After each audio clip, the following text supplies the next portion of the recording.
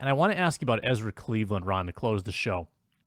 Is this a breakthrough year for Ezra Cleveland? Year 3, left guard. Felt like he took strides last year as well. Is this the year where he becomes maybe a Pro Bowl talent on that offensive line? Yeah, so if we're just going to put him in the left guard, because it seems like that would be the best place, Kurt's blind side. You got him in a big, huge Christian Darrisaw over there, and a svelte Ezra Cleveland at guard, more mobile, more movable, more agile. And then right guard, one of these veterans most likely are going to win that spot, unless all of a sudden the rookie out of LSU just blows them away in training camp, which can happen. Don't denigrate training camp in those first couple of preseason games. And the one I'm going to love, and I can't wait for this, the dual team practice. Because when you get to practice against another team, you really get to let your linemen go at it. Like, they can't go at it against their defense. Like, they can't really bang. They can't really let's be honest. They can't really blindside hit a guy in the side of the back or side of the helmet or the side of the shoulder because it's your guy. You're trying not to take it, but you can hit the other team in the ribs. You can absolutely tee a guy up in the run game because if the only thing you can't do is go low. If a guy is blocking and you are coming in to smash him for a double team, you can hit him in the ribs. You just can't go below the belt and hit him in the waist or the butt or the legs because then that is considered a high-low and that's a flag. But you can tee off on some guys. And so let's not forget these rookies. LSU has put out some great NFL talent. And maybe the offensive line is the next one for LSU to say, hey, look, man, it's not just our receivers and DBs. We're NFLU. I mean, Patrick McQueen or Patrick Queen, linebacker? I mean, they've got some guys. They got some guys. I mean, of course, you still got Danielle Hunter.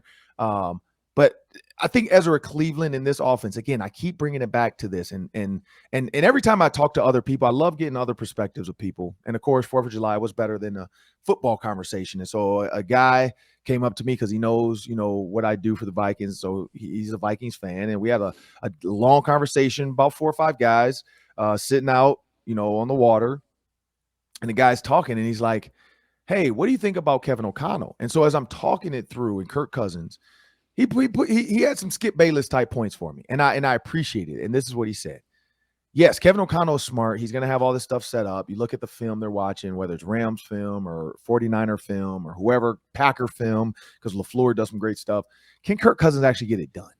And I think that's the next step because a lot of the Stafford play action, he took some hits. I mean, we talked about how tough Matthew Stafford was and how he stood in there and took hits when he's allowing these receivers to create their routes when they're on the field.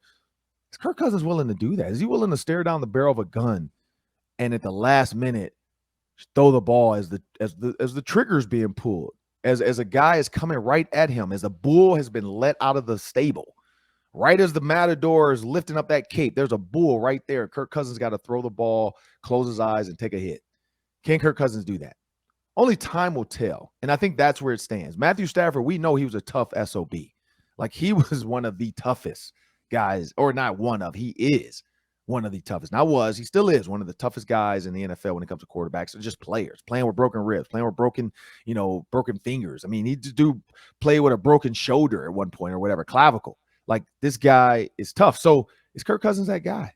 That's what we have to find out. But yeah, if Kirk Cousins can do the things he's supposed to do within his offense, yeah, I think Ezra could, because again, you're not going to put your line in a bad position when you have a coach talking you through a lot of the stuff you're seeing on the field, because as long as Kirk Cousins doesn't put his hand on the center and there's more than 15 seconds left on the clock, I think that's when they cut it off. I think 40 is 25 and then 35 is 15.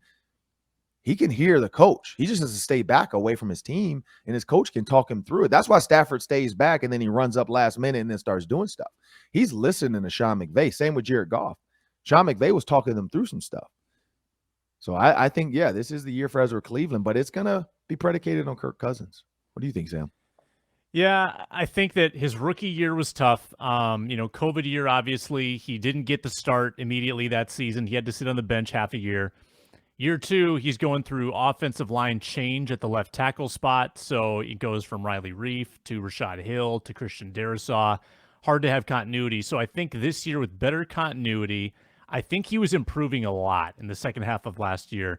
So the trend is going in the right direction for Ezra Cleveland. He's got the right coaching around him. He's got consistent pieces on either side of him. You just got to not get past like a turnstile. You can't let those free runners get by you to Kirk Cousins. And I think that he's in position to be more consistent this year. So I'm pretty bullish on Ezra.